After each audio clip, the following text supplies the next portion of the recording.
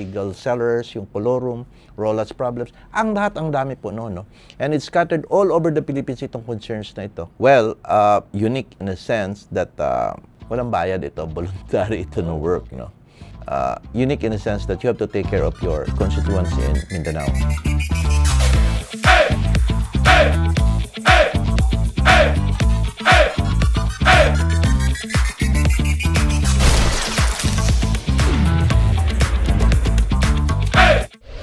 Good morning! Welcome back po dito sa ating lecture room, especially dito sa ating segment, Your Question, My Answer portion. Yes po, na-revive na po natin itong segment na ito. And of course, with the help of my friend here, Bong G. Thank you so much for hosting. And of course, you're the boss here now as my co-host in this particular segment. Good morning, attorney. It's an honor to be here and I'm so excited. Yes. So, how should we do this, Bong? All right, congratulations are in order. I heard from the recent PAREB, which is the Philippine Association of Real Estate Brokers. PAREB, Yes. National Convention that was held sa Clark. Thank you, thank you, It was Bong. really fun. You were nominated and then, of course, definitely, Fortunately. elected. Yeah, unfortunately. Okay. Yes. Elected to the National Directorship. Now you are currently the National Director. Yes. And the Vice President for Mindanao. Tell That's us, correct. how was it? Yeah, it was fun, no? But, ang event na nangyari doon sa Royce Hotel, sa Clark, Pampanga. And it was a fun and exciting event, no? Considering it was a 3-day event, no? And all over the Philippines, lahat po ng mga brokers nandoon. And we always have a national convention. So, by the way, ito palang PAREB or yung Philippine Association of Real Estate Brokers is the oldest organization in the Philippines, composed of ang daming Members. mga members po. No? Like how Well, many? we are talking about 27,000 active MIGs Right. all over the Philippines, no. And yes, puno, no. Ang dami pong mga tao doon sa Royce.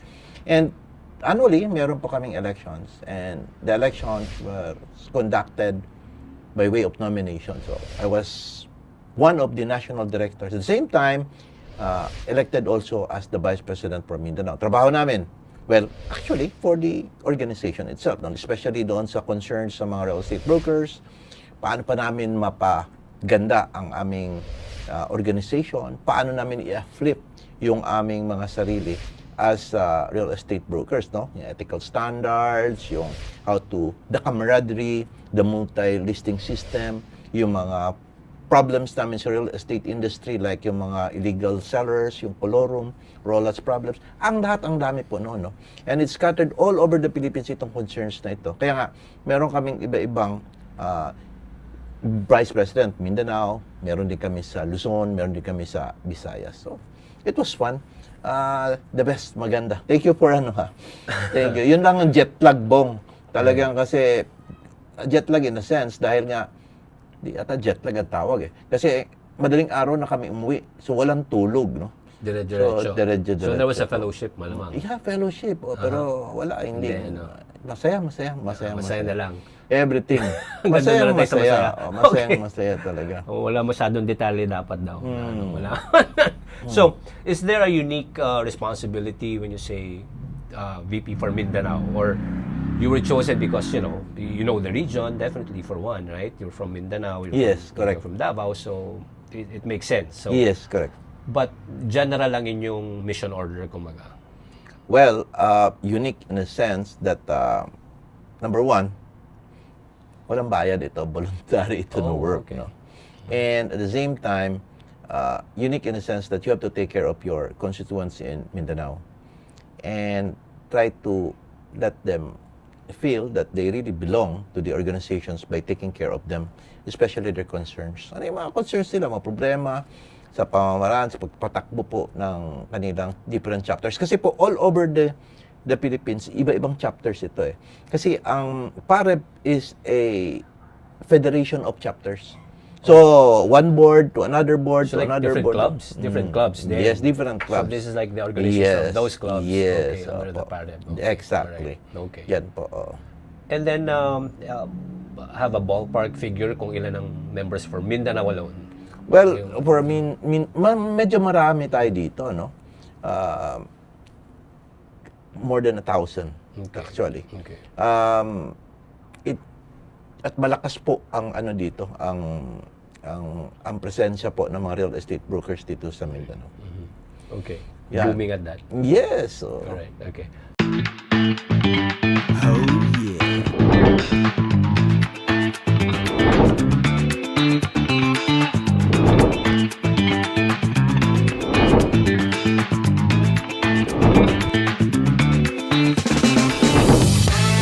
Oh yeah.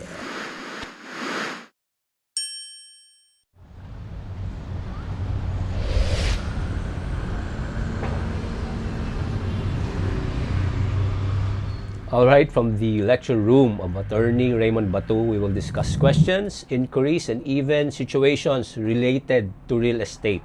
Yan lang po ang ating pag-uusapan dito. At kung meron pa kayong mga inquiries or questions, actually we did this, just like what Attorney Raymond Batu said, is because we want to reach out to, you know, all you now who's trying to. We want to be available to every channel there is, especially in social media, since it's the in thing for quite a while now. So the channel alone sa YouTube po cannot somehow accommodate it, and that's why we made ourselves available. And then kailangan na ni Attorney Raymond Batu ng tulong, no? So nandito po kami para tulungan siya, tulungan kayo. So okay, let's start with our yes, first. thank you, Bong. Ha? Okay, very welcome. Looking Yes. forward. Okay. Sige, from our okay, by the way, doon po sa magpapadala ng mga questions sa atin, inquiries and all, aside from your name, if you want to remain anonymous, it's okay, but if you want to let us know who you are, go ahead. And especially, saan po kayo galing or taga saan po sila, para naman malaman natin kung taga Luzon po ba kayo, taga Visayas, of course, definitely Mindanao, or taga ibang bansa, kasi may mga inquiries din, yung mga taga ibang bansa, meaning mga OFWs ba yan, or mga nag-migrate, and then you have your relatives here, have questions, go, feel free. Just let us know taga saan po sila para mabati namin kayo. Correct. Okay, alright, so from Arturo Gempis, ano na lang, or Hempis. By the way, we are coming at you from Davao City, so medyo minsan Tagalog, minsan English, minsan Bisaya. So Correct. Okay, so this is from Arturo. Good day, attorney. May itatanong lang po sana ako. Ang tatay ko po ay nangutang sa SSS gamit ang titulo ng agricultural land. Sa loob ng 10 taon, hindi siya nakapaghulog. Ngayon po ay babayaran na namin, pero napansin po namin na nakansela ang aming titulo sa Registry of Deeds. May habol pa po ba kami rito? Well, thank you so much for that question, Arturo, no? I think what happened here is that hindi nabayaran, Bong, ang utang sa SSS. Okay. Kaya, I think na-foreclose ito. Okay. Kasi for 10 years hindi nabayaran, siyempre, gagawin ng SSS, mag-i-initiate yan ng foreclosure proceedings doon sa property. And maybe they were able to receive, no? Nakatanggap po kayo ng mga notices na foreclose na itong ipo-foreclose itong property, then talagang meron pong actual foreclosure na nangyari, and then you are given 1 year to redeem. Kasi sa batas kasi natin, Bong, kapag magkaroon ng extrajudicial foreclosure, you will be given 1 year to redeem. Okay. Okay, yun pa yung redemption period, no? That you will be allowed by law to redeem it, no? Then after that, kapag hindi po na-redeem, which I think this is what happened to your case, Arturo, magkakaroon po ng final certificate of sale. At yan po, makakansela po yung titulo nyo at maililipat po yan sa name ng Pag-ibig. Worst, it may also be that after ma-transfer po sa Pag-ibig is ibebenta nila doon sa iba. Just like sa Pag-ibig po, no? Pwede po nilang ibenta yan. Kasi nga, sila na may-ari ng property. That is what happened. So, based doon sa katanungan niya, Bong, ano pa bang pwedeng gawin? Now, kung hindi pa po natatransfer ng SSS, so kanino o naibenta sa iba, it would be better for you to negotiate with SSS to buy it back. Bilhin nyo balik. Now, paano nyo malaman kung na-transfer na ba sa iba? Well, dahil meron kami yung dating titulo. ang gagawin po natin is maghingi po tayo ng certified true copy sa ROD. At makikita po yan na cancel na nga yung title nyo at meron na po tinatawag na derivative title. Yung derivative title, yun yung new title coming from the old one. So, new title, no? Pag nakita po ninyo na ang present po na title is sa pangalan pa po ng SSS, pwede po ninyo yan siyang i-buyback. Negotiate with SSS. You know, ito mga SSS, government agencies, even yung mga banks and everything, they are not interested with the property. They are interested with cash para maging liquid sila always. No? Yun po ang gagawin nyo. And I think you could still do that. I think na sa pangalan pa ng SSS. Bakit? Kasi kayo pa ang in possession hanggang ngayon. So malamang hindi pa yan nabenta. Yun lang po, wishful thinking. I hope ganun po sana ang nangyari sa inyo. In possession of the property. Property. Okay. So, sila nakatira pa rin okay, doon, di ba? alright. Okay. So, malamang hindi pa nabebenta Hindi pa sa iba. Kasi kung nabenta sa iba, nakatanggap na sila ng notice to vacate. alright. Di ba? Dahil kami na ang bagong may-ari. And usually, pag ang may bibili rin, titingnan nila pag may nakaposesyon. Tapos, ay, masakit sa ulo yan. Hindi lang namin bilihin yan. Chances are, hindi mabibili from the SS. Right. From the SSS. So, yun ang nangyayari dyan. Okay, attorney. The question is, so SSS sila humiram, and then you mentioned Pag-ibig. Those are, well, my dad owned a property under SSS. Yes. Pero ngayon Pag-ibig na eh. So, Yes. what is, first is SSS still offering it or just the loan to buy it from Pag-ibig? So, how does it work? Actually, may program pa rin sa Social Security System ngayon. For housing? Yeah, for housing. No? Okay. Pwede ka pa rin mag-loan doon, i-offer mo as collateral ang property mo. Alright. Oh. And kaya na po foreclose. However, in Pag-ibig, pwede ka talaga mag-acquire ng property. Because ang Okay. Pag-ibig talaga is for property acquisition, Right. construction, and everything. Ang SSS naman, nagpapahiram ng pera, malaking pera, tapos naghihingi ng collateral. Okay. But before that, yung wala pa yung Pag-ibig, nandun din sila sa acquisition. But right now, na-focus na talaga sa Pag-ibig yan. Okay. These are two different government agencies. No? And usually, it involves doon sa mga private sector, SSS. Kasi kapag government official ka, GSIS. Pag private ka, sa SSS ka mahulog dyan. Okay. Then, 10 years. So, ano ba talaga yung limit? Is there a time limit per se of how really long you can be delinquent sa pagbayad ng mortgage? Yeah, actually, ganito yan eh. The moment you will not be able to pay within 3 successive months, Okay. papadalan ka ng notice. Una niyan, demand letter pa lang yan. Tatanggap po kayo ng demand letter. Bayad kayo dito. Second notice, third notice, final notice. Wala na. Then they will be forced to file a foreclosure proceedings. Then the moment po na foreclose yan at nabili po ng SSS for that matter, no? Sila po mismo ang bidder, ibibigyan po kayo ng 1 year within which to redeem. Ibig sabihin, based from your question, 3 buwan. Kapag hindi ka makabayad, then Yes, papadala yeah, ka ng yeah, notices. notice. Pero alam mo, ang government agencies, ang tagal yan bago mongolekta. Kasi they are given, kaya nga umabot yun ng 10 years eh. Right, right. They give notices, from 1 notices. Minsan, pag magpunta ka doon, yung tawag namin na hangyo-hangyo, magtawad-tawad ba? Pwede, magbayad mo na, pinapabigyan. Tapos mamaya, wala na naman, padala naman ng notice. Hanggang na fed up si SSS, ayun. Nangyari yun, pinor-close ang property. That's what happened, what will happen usually, no? There's a very interesting situation na pinarenta pa nung dapat property owner Yes. yung property under yes. SSS. Tapos, thinking, syempre, renter ka eh. Yeah. So, wala ka naman talagang ano dun sa ownership, of course. So, you just pay your mortgage. Yes. Your Rent. rental, your Yes, rent. You just pay your rent. Tapos yung pala itong owner, hindi siya nagbabayad sa SSS. Yes. So ngayon, interestingly, naniningil na sa SSS. Yes. Nagbigay siya ngayon ng, of course, yung notices na sabi Yes, natin. correct. Hindi naman sila ang owner. Hanggang eventually, nakalagay na to the current occupant. Parang gano'n na yung... Yes. Yes. Kumbaga, hindi na to inasikaso nung dapat nakabili. Yes. Kayo na nakatira dyan, baka gusto nyo bilhin. Parang gano'n eh. May Yes. gano'ng sitwasyon, attorney. So, what I'm saying is, it came that's our way, true. right? That's true. So, That's if you true. can purchase it, okay na yun. That's your That's chance true. na to own it. Yes. Something like that. But what happened was that, in that particular scenario, of course, ang nangyari is nag-conduct ng proceedings talaga ang SSS niyan, ng foreclosure proceedings, at nailipat sa SSS. No? Kaya ino-offer nila ngayon sa occupant dahil kami na may-ari. Right, Hindi na right. yung nirentahan mo. Kami na may-ari. So, gusto niyo bang bilhin sa amin ito? Which is a Ayun. very good opportunity actually. Pwede right? rin po na mas mabilis niyan is kunyari nag-submit ng notice ang SSS na it will be subjected to foreclosure proceedings at nagbid. Yeah. Nagbid yung, Inopen. yung occupant. Oh, yes. Yun ang yes, shortcut. yes. Right, right. Tapos sila ang bibigay ng 1 year within which to redeem. Okay. Yun po ang nangyari. Is there any possibility na they will miss sending you a notice or something?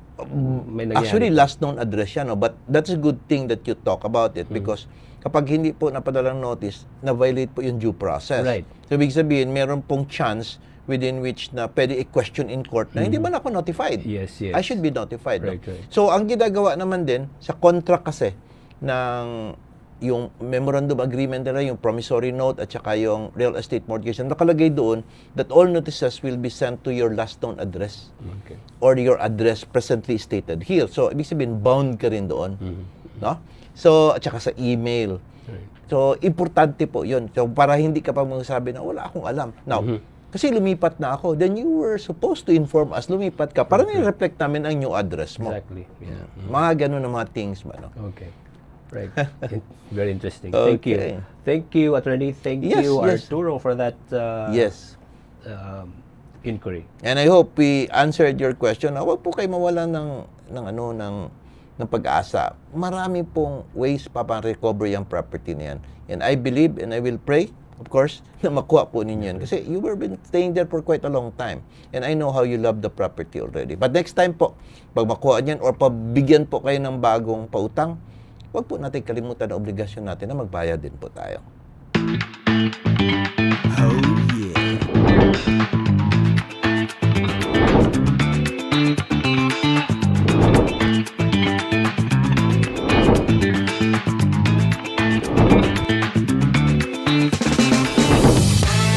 Oh yeah.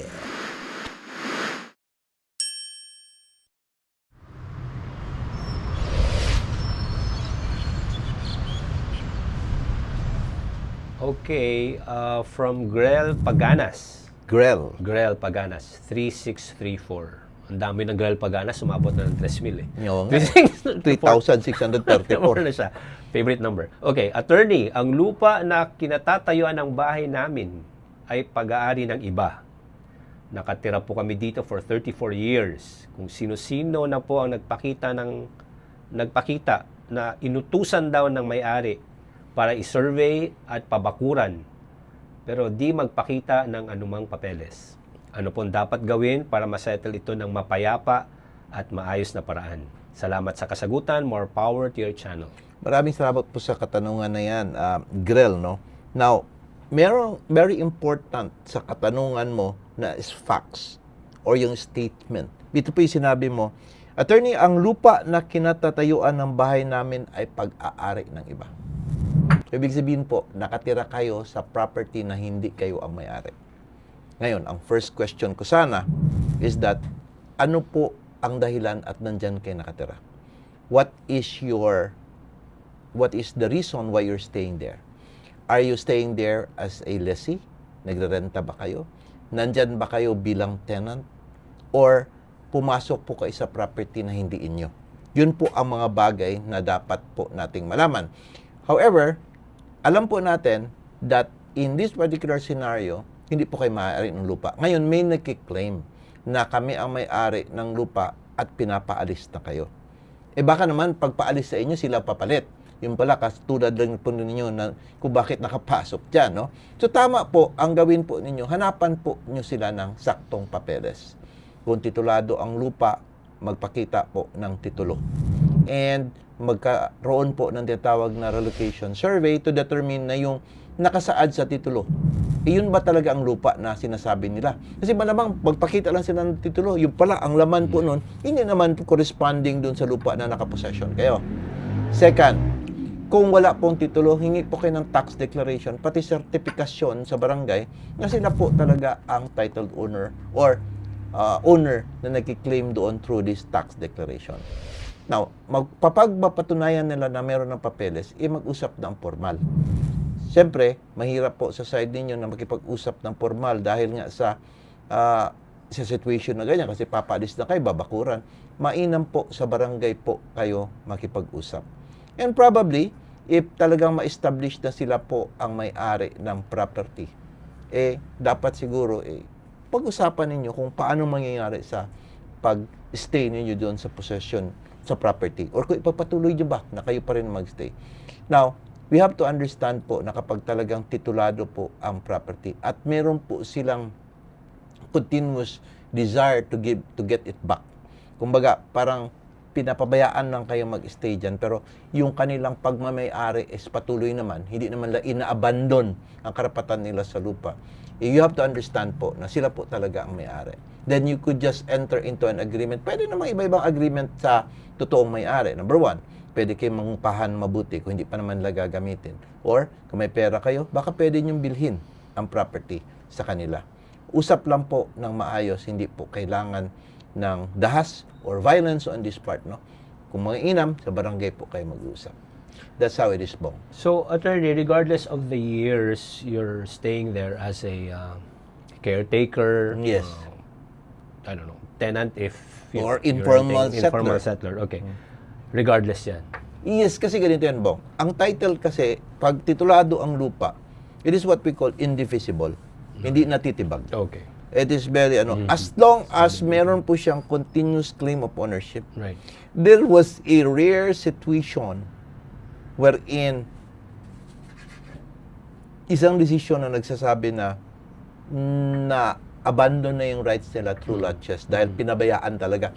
Doon pong hindi nila binayaran talaga ang real property taxes for how many years, even if titled sa kanila. Ang nangyari niyan is that sinabi doon is na parang na natulog ka sa mga karapatan mo sa property, because if you're the owner, you have the right to get it, to protect it, to, di ba? So you did not pay the taxes. Ang nangyari kasi noon, inilit ng local government dahil sa non-payment of mihoras, amilyar, or yung real property tax. And when it happened like that, nung nailit, binili po nung occupant.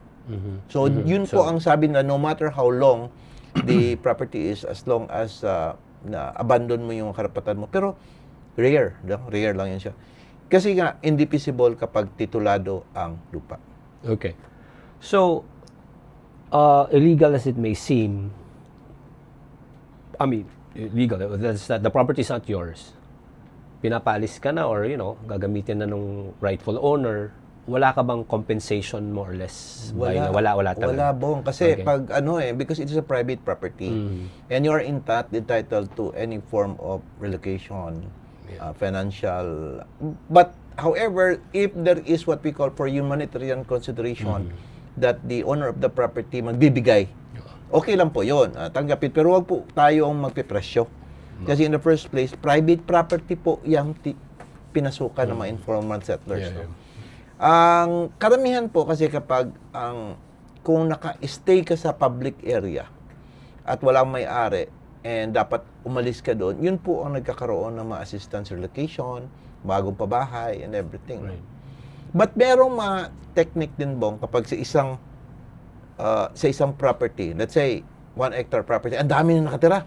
Papaalis mo pa ba yun? Hirap na yun. Titled ang property. Ang ginagawa ng government kapag nakikita nila is that bibilihin na lang nila sa may-ari. Okay. And then, the property will be subdivided. I-identify kung sino yung legit na informal settlers as compared to a squatter. Kasi ang squatter, pinapakulong yan. Okay. They are considered as syndicates. Pero informal settlers, yun ba talaga ang mawalang pabahay? So, yun sila ang i-determine pagkatapos lalagyan siya ng bahay sila. Konti-konti lang, kahit na mga 50 square meters, 60 square meters, at least nandoon sila. Meron na silang allotment na gano'n. Yan po ang gusto natin na tutukan po, no? And part of our advocacy to put people na yung mga informal settlers magkaroon po ng bahay. Kaya nga, ang always sinisigaw ko during my speech, no? Wala na pong squatter sa Pilipinas. Pabahay para sa lahat. Yun ang point ko. Dapat po, itong mga legit na informal settlers, no?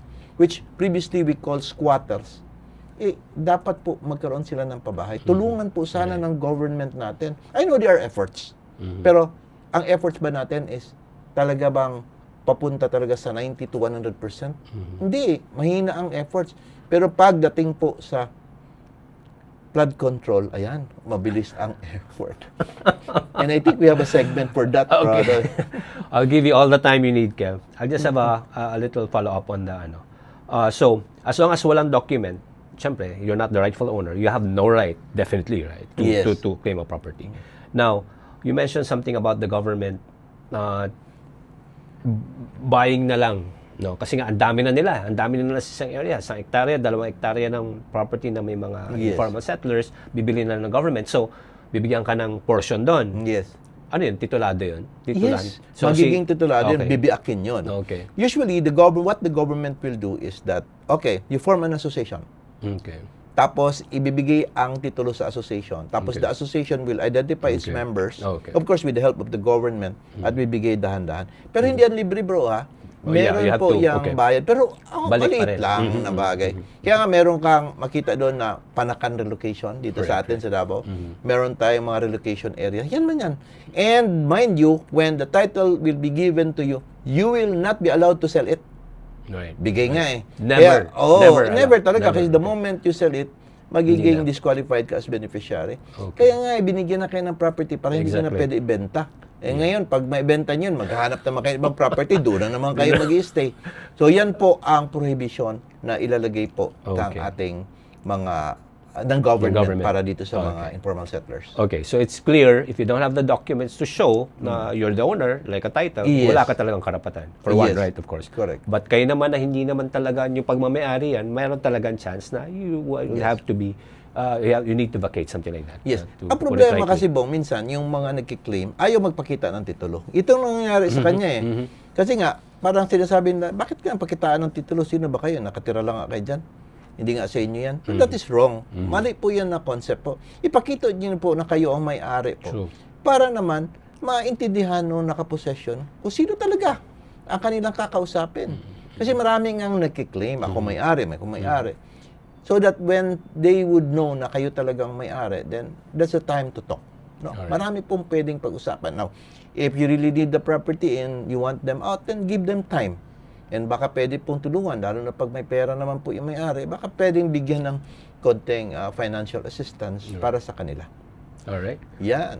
Thank you, attorney. Thank you, Grell, for that. Again, we are encouraging you to put in your inquiries and questions dito po sa aming mga social media platform channels, or what's politically correct term for that. We will know that soon. Okay. Oh yeah.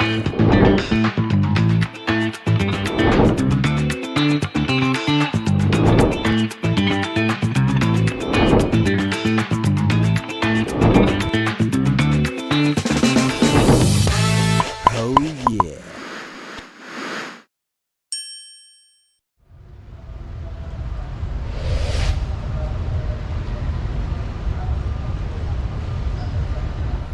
So this is our way of trying to reach out to everyone. Different avenues po na available sa social media. Aside from the only channel that was available to you for quite some time, that is the lecture room of Attorney Raymond Bato. So you can reach us to all the channels that we'll be informing you about. And then give us your inquiries, your questions, anything related to real estate. Kung ano po mong meron dyan na gusto niyo po yung tanong, because our very able na lawyer po is willing very, very much to help you with your questions. Yes, Okay? Bong, thank you so much for that. And I would like to emphasize that ito pong advocacy po natin na makatulong po sa lahat. We would like to reach it out doon po sa buong Pilipinas. Hindi lang po dyan, po sa buong mundo. Kasi marami po tayong mga OFW, so naninirahan din ng Pilipino. And these people are being targeted with scams, no? In fact, I would like to focus that later on. If you could help me create a segment also na sana po, pero yun sa about sa scam, how to prevent this ba? Bisa, ito yung advocacy ko po talaga yung, I don't know, because itong mga scammers, itong magbili ng lupa, alam niyo po, akala po nila sa pagbili ng lupa, napakabilis lang at napakadali. Hindi. Ang dami pong problema dito. You have to conduct yung thorough due diligence para naman yung nabili nyo, sakto. We will have to find that in different segments siguro, Bong. And I would like to ask your help from that. And if we could do it sa also to reach out sa more platforms like Facebook, Instagram, TikTok, and everything, I would be glad, no, for you. Kasi kayo man yung makatulong sa akin. Hindi man ako techie masyado dito sa mga bagay na ito. So, I need your help. That's true. Please, ha? And I'm so happy that you share my advocacy and together we could journey together, no, Right. para mapaabot po natin ang advokasya natin sa mga mamayan po. As I've said, Attorney, Yeah. we're really looking forward, you know. Yes, definitely. Yeah, any suggestion, anything you would want to inform the public with, you know, sa ating pong mga subscribers, yung mga nakikinig, we'll We do should- that. we A should do special that. segment on that. It's a time to give back, Bong. True. And hindi naman always take tayo ng take. We have to give back also. And we have to keep them, you know, we have to help them be knowledgeable. Yun Yes. importante rin, yung information, you know. Exactly. Knowledgeable, information on what's happening with the real estate as well as yung present situation natin ngayon dito sa bansa. Right. Which has relation to the real estate industry. Katulad ditong corruption sa ating bansa. How is it related to the real estate industry? Yeah, Wala nang investor papasok. Wala nang paano mangyayari sa economy natin? Actually, one of the top contributors itong real estate industry. Paano yung mga walang flood controls, tapos ghost projects, meron pa bang bibili sa property niyan, puno ng flood, That's parating correct. bahain? That's true. Mga things like that. It is related. Na meron pa isa, Bong. Para makwento ko lang, para ma-discuss natin in different segments. Alam niyo ba po itong involved sa mga kalokohan na ito, na billions, trillions, and everything, they will now wash their money. How would they wash their money? They buy real estate. Then after that, ibenta nila ang real estate. Malinis na yung pera. Right. Marami pong ganyan. And I will be discussing also to you guys later on, ano po ang trabaho ng Anti-Money Laundering Council, yung AMLAC ba? And how do they see to it that, how to protect the people in this real estate transactions. Especially po kung kayo po ang seller. Kasi akala nyo, binenta ko na, hindi po. Madadamay kayo niyan pag malaman po na ang bibili sa inyo is yung mga unscrupulous criminal people, no? Na engage dito sa mga kalokohan na ito. But nevertheless, nag-segue lang po ako, guys. No? It's a topic that, Interesting, di ba, Yes, Bong, very no? interesting. Oo. Ang dami.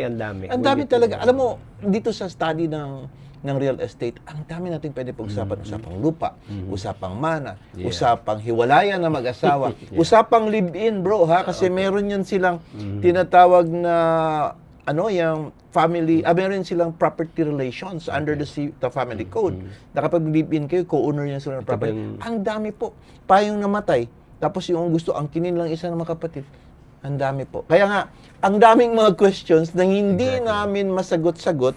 And I would like Bong to help me gather all those things. By the way, Bong, di ba, parang ang usapan natin is that you will check all those questions that are relevant, no? Pero po yung nag-hi, hello po, hi po, and kumusta rin po kay Ma'am Gertrudis Dinese, isa sa mga top subscriber natin and follower natin, no? Kay Merlita, mga kaibigan natin yan. So, everyone else here, thank you so much po, no? And don't worry, we will try to answer as much as we can the questions that you have posted in our channel po. All right. Again, we'd like to thank each and everyone na nagpadala po ng mga katanungan. Madami pa po ito. Okay, madami pa ito, and we hope to be able to answer each and every one of you. Hanggat nandito po kami ni Attorney, tuloy-tuloy lang po tayo. Again, please find all our channels that are available sa inyo na makapagpadala po kayo ng inyong mga inquiries at katanungan. Huwag po kayong mag-atubili. Okay? Attorney? Bong, maraming salamat po nga. Thank you for helping me with my advocacy para po mapaabot natin sa ating mga kaibigan, subscribers, followers, and to all, even doon na nag-subscribe, sana mag-subscribe din sila. But, thank you so much for helping me. And, sana po, tayo po ay samahan ng lahat para po sa reforma at asenso ng ating lupain at lipunan. Sukran, maraming salamat po.